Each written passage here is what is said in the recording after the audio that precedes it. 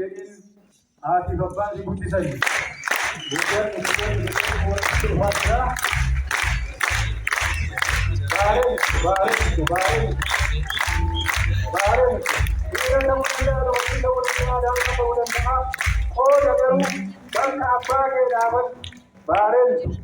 Yeroo baareen jedhu baalee harar arsii jechuu gooti. Baareen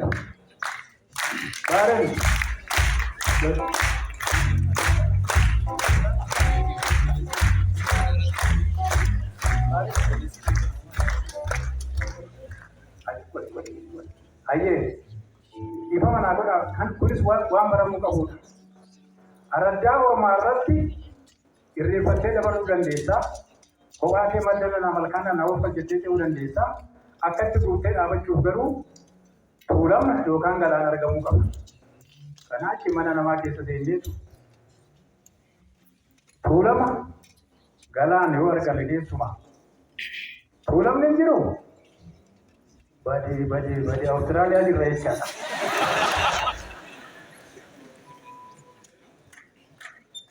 Bareedu tuulama. Kuwaan gaarii maqaa abbaa kee hayyee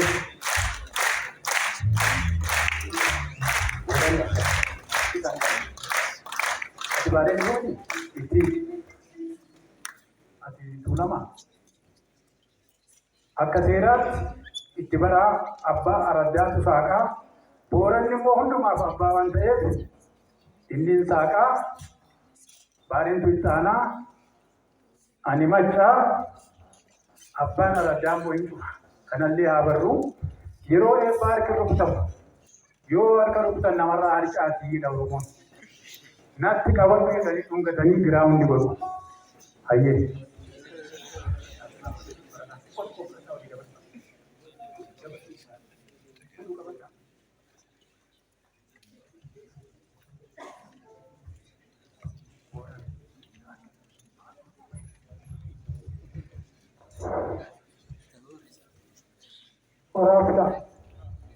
Orabula deebana adda isaa gubbaan daraara jalaa qosaa aannoota aananii jaara orabula deebana.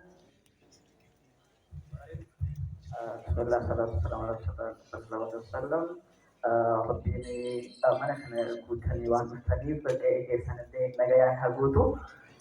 Rabbiin addunyaa maratti illee isin abeeskisu. Rabbiin immoo aadaa Oromoo akkasumas illee artii Oromoo hordoftan deeggara jettanii waan dhuftaniif Rabbiin isin adeeggaru. Sallallahu alaihi wasallam Rabbiin kanaan wallaa dammoo isin haa guutu. Agasmara muuxannoo eebbaanne hin qabu. Osoo kana ta'uu beekee immoo itti qophaa'ee dhufan ture galatooma bira olaa deebadha. Ayyee xiqqoo qormaata buuftanii itti harka rukuttanii homaantu akkasumatti barama. Nan eebbisaa na oolfachaa. Hayyee waaqa uumamaa waaqa sagaltama garbaa salgan booranaa waaqa torban baareentuu nagaan bullee nagaan nu oolchi. Irraa godha nu oolchi. Dogoggora nu oolchi. Waliigalii nutti araarami. Lafaaf waaqni waliigalii. Yaa Waaqayyo amma bahaa kibbaa ongeen bulee samilee buteera yaa Waaq roobi. Roobi maal jedha roobi. Waaq roobi. Lafti babbaqattee afaan battee si eeggatti allaattiin oloo keessaa qurxummiin bishaan keessaa yeroo malee jiraattu yaa Waaq nu roobi. Hayyee egaa kan biyyaa bahee biyyatti haa galu. Ani dhibame haa fayyu. Ani namni haa hiikamu. Waliigaltee nuuf haa kennu. Waaqni rooba haa kennu. Malkaan bishaan haa kennu. Lafti marga haa kennu. Saani dheedee dhuge aannan haa kennu. Ilmaa dubara qaroome nuuf haa kennu. Kan nuu kenne nuuf haa guddisu. Waliigaltee nuuf haa kennu. Biyya keenya irratti abbaa nu haa godhu. Kan keenya irratti nu jibbuurraa haa qabu. Lafa keenya lafa dhiigaan godhin. Lafa araaraa haa godhu. Warra keenya irratti nu jibbullee yaa Waan qalbii kenniif. Yoo nurraa deebi'uun mirga nuu kenni. Waliigaltee nuu kenni. Uummata gadaa walaabuu jiloo deebisi. Bara gadaa walaabuu jiroo Oromoon kaabaa kibbaa baalitaa wal waamee rooroo ofirraa ittise. Uummata rooroo ofirraa ittisu nu godhi. Yoo nagaa arganne uummata misoomu nu godhi. Uummata kakaniisaa dammeessu nu godhi. Keenya irratti kunoo ijoolleen har'a ijaan argine kun waan raajiidha. ammallee Oromoo addunyaatti mul'atee raajiin hojjeta Waaqayyo jajjabeenya nuuf haa kennu of haa abdannu walii haa gallu walii haa obsinu wal danda'anii wal faana hiriira uummata wal danda'ee wal gorsee wal faana hiriiru nu haa godhu egaa nan gadan beekaa kana waaqa beekaa kana immoo waaqa itti haa guutu.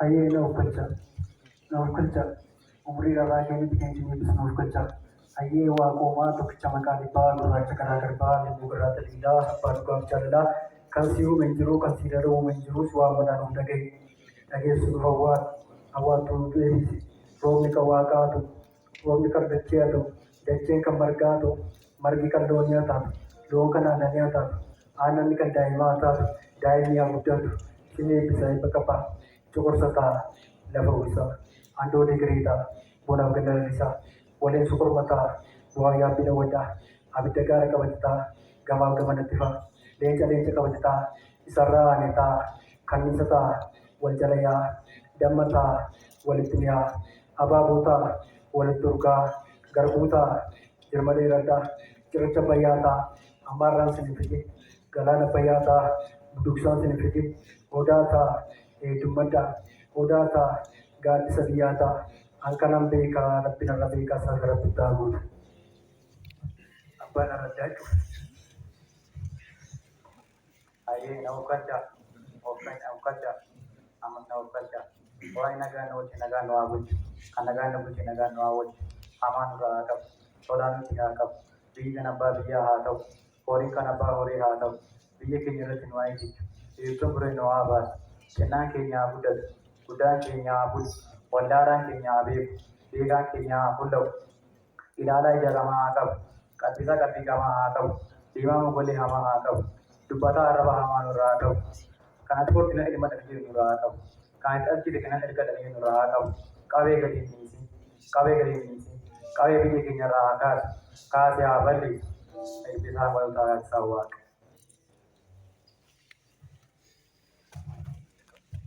Ifama galataa tun eebbisina darbe maqaan beekuun ture amma oduusuutuma ollaarraa waa baruu itti galataallee waaqayyo fayyaa haa kennuuf umurii dheeraa haa kennuuf qabeenyaa fi beekumsa wajjin umurii dheeraa haa kennu isinillee warra ibsan beekumsa horii horaa fayyaa isin faana haa ta'u ati immoo ilmuma amma adda godhattee adda uummataa taatee uummata kana walitti qabde atillee umurii dheeraa siif haa kennu akka kanatti wal ga'uu qoosaa isinitti fakkaatinaa Oromoon Oromaaf kanniisa dhaabarra oolee rattisiisaa dabaabayee ooltee galte wayyaa jedha.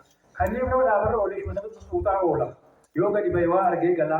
Har'a raajiin agarree kanaaf guddaan itti gammadee woof galaa mana nagaatti galaa.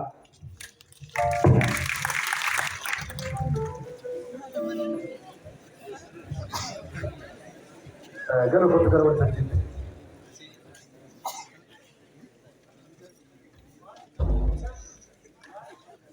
Waan ittiin eebbisan namicha eebbifame sanaaf kennu itti qabadhuu jedhanii qabadhuu eebbisittaa qabatu akkuma kanaa carraan kee haa guddatu nama uummata Oromoo walitti fiduuf karoorsu haa godhu horii bahe. Tole abbootii abbaa kabajaan gara teessuma isaaniitti nu geessisaanii